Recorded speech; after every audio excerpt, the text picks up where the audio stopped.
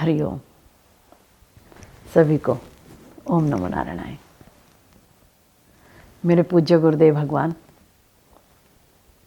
अपने प्रवचन के माध्यम से अक्सर कहा करते थे, तुलसीदास जी के भाव में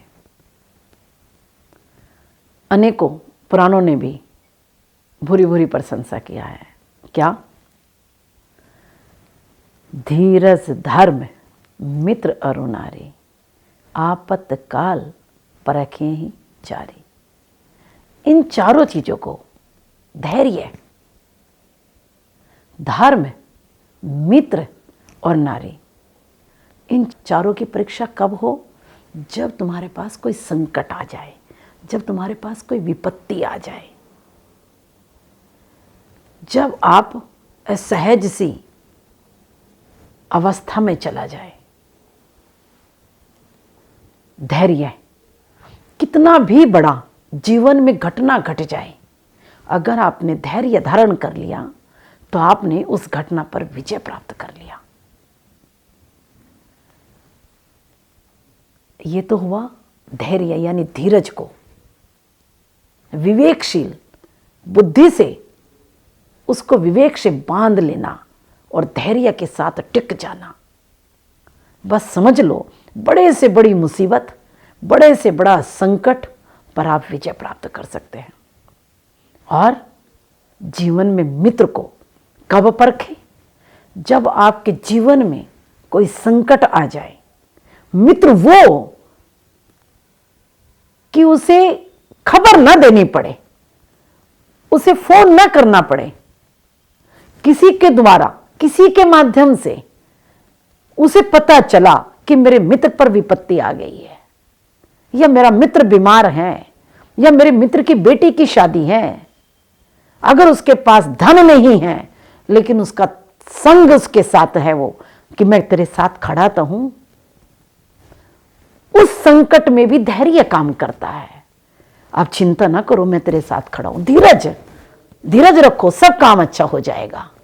मित्र वो जो बिन बुलावे पर पहुंच जाए और उससे पहला खड़ा हो जाए। मित्र वो, अब रोटी खा रहा है, मित्र को भूख है तो अपनी आधी रोटी उसे दे दे। अगर धन है और उसे जरूरत है तो उस धन को भी उसे देकर के उसकी मदद करे।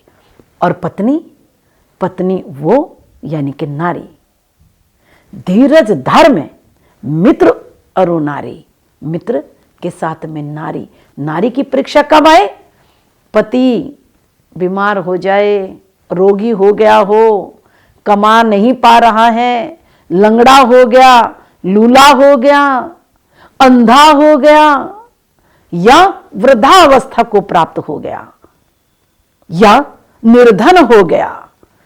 बहुत बड़ा बिजनेसमैन है, बहुत बड़ा व्यवसाय कर रहा है, बहुत बड़ा बिल्डर है, लेकिन पता चला कि उसके व्यवसाय में घाटा हो गया। जो संपत्ति थी सारी संपत्ति चली गई। उसमें भी पत्नी उसका हाथ पकड़ करके कहे कि आप चिंता मत करना, 7 फेरे मैंने आपके साथ लिए हैं और 7 जन्मों तक मैं आपका साथ निभाऊंगी, आप चिंता मत करना। रूखी खा लेंगे, बिना बिस्तर के जमीन पर सो जाएंगे, लेकिन मैं हर पल हर क्षण तुम्हारे कदम से कदम मिलाकर साथ चलूंगी, आप चिंता मत करना। जो चला गया है वो वापस अवश्य आएगा, आप बिल्कुल चिंता मत करना। केवल अपने शरीर का ध्यान रखो और मैं आपके साथ हूं। अच्छा व्यंजन बना करके खिलाएं, पति की आज्ञा का पालन करें, बिना पति के पूछे कहीं ना जाएं। जो मन वचन कर्म से नित्य अपने पति की सेवा में लगी है, अपने पति के अलावा कुछ और नहीं सोच रही है, वो स्त्री समझ लेना, स्त्री का संग नहीं, स्त्री का सत्संग आपको प्राप्त हो गया है। और आप इस दुनिया के, इस धरा के, इस जगत के सबसे सुखवान, सबसे धर्मनिष्ठ, वीर्यवान, क्षत्रिय विजय आप हो गए हैं। तो जीवन में ये 4 चीजें तभी परखा जाता है जब जीवन में कष्ट आते हैं। धन्यवाद।